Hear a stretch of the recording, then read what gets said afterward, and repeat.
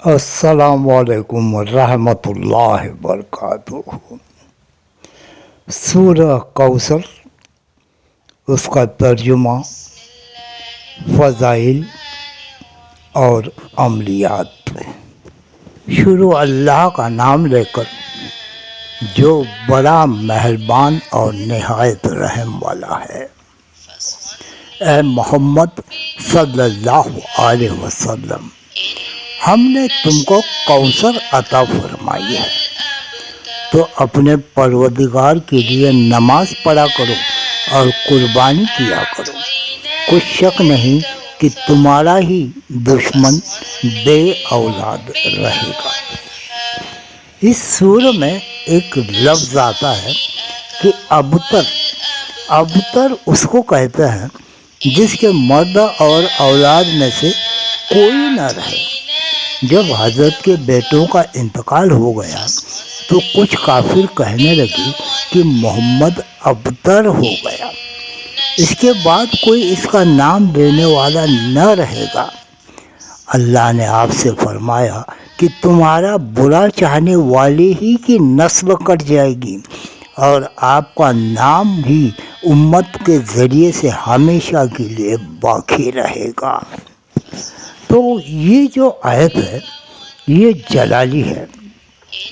اگر کوئی دشمن آپ کے بارے میں بھلا برا کہتا ہے یا آپ کے کوئی نقصان پہنچانے میں ہمیشہ کوشش کرتے رہتا ہے، آپ کو تنگ کرتا ہے، تو یہ جو آیت ہے ان شانیہ کا هو الابتر، یہ جو ہے اس دشمن کو ہلاک کرنے کے لیے کافی ہے، کیونکہ یہ اللہ تبارک و تعالیٰ کا وعدہ ہے کہ وہ دشمن کو ہلاک کر دے گا، اور ہوا بھی ایسا کہ ان کے دشمن ہلاک ہو گئے۔ اگر آپ کے روز مرہ کی زندگی میں کسی دشمن سے پالا پڑتا ہے تو یہ جو سورہ ہے اس کو ہلاک کرنے کے لیے یا نیست نابود کرنے کے لیے بہت ہی جلالی اور مجرب ہے، اس کو آزمایا گیا ہے۔ تو دشمن سے بچاؤ کے لیے یا اس کو ہلاک کرنے کے لیے، اس سے محفوظ ہونے کے لیے اس آیت کا ورد کیا جائے۔ ان شانیہ کا هو الابتر، یہ جلالی آیت ہے اور اس میں ایک رحمت و برکتوں بھری آیت بھی ہے۔ انا آتینا کل کوثر، یعنی اے محمد صلی اللہ علیہ وسلم، ہم نے تم کو کوثر عطا فرمائی ہے۔ تو یہ جو آیت ہے یہ رحمت اور برکتوں والی ہے، تو اس میں رحمت اور برکتیں نازل ہوتی ہے۔ انا آتینا کل کوثر، تو یہ جو آیت ہے یہ گھر میں رحمتیں اور برکتیں حاصل ہونے کے لیے اس کا ورد کرنا بہت ضروری ہے۔ یہ بھی مجرب ہے یہ عمل، اور اس کو بزرگان دین نے آزمایا ہوا ہے۔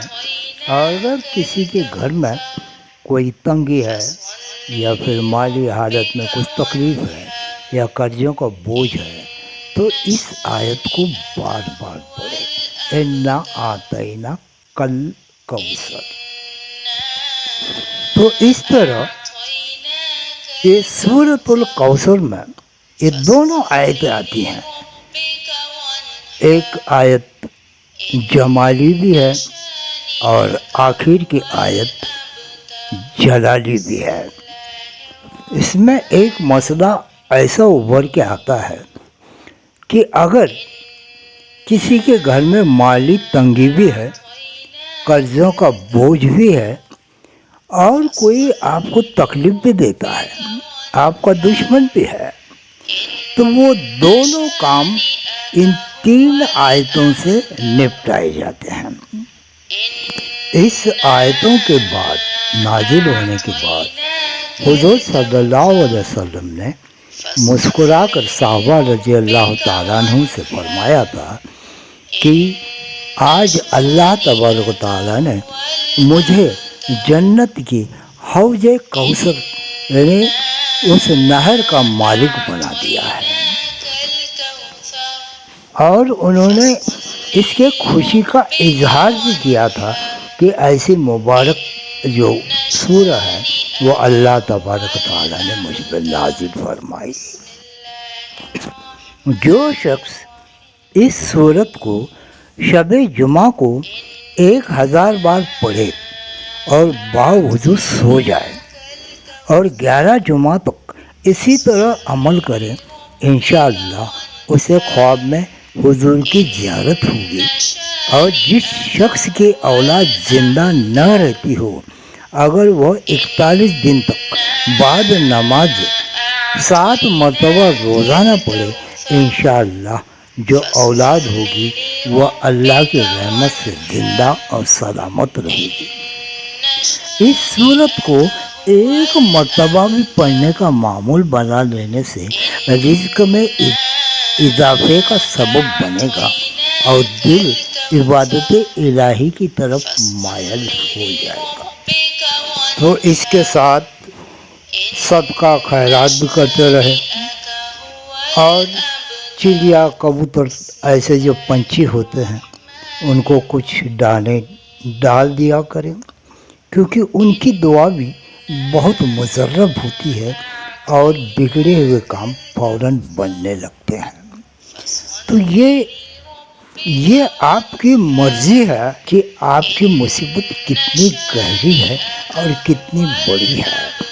اللہ تبارک و تعالیٰ تمہیں اور مجھے بھی ان وظیفوں پہ عمل کرنے کی توفیق عطا فرمائے، اور ہمیں اپنے رحمت اور برکتوں سے نوازے، اس دنیا میں بھی، اس برزخ میں بھی، اور اس آخرت میں بھی۔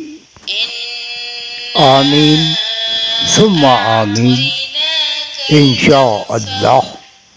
اللہ حافظ۔